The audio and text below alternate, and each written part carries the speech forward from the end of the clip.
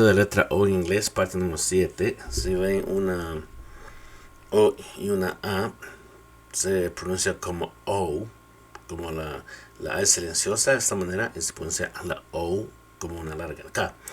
Por ejemplo, vamos a ver boat, coach, coast, coat, call, fall, phone, goal, goat, loan, load, mount, road, roam, soap, soak, toad y throat.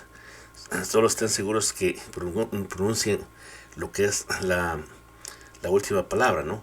Por ejemplo, aquí boat, aquí foam, ahí.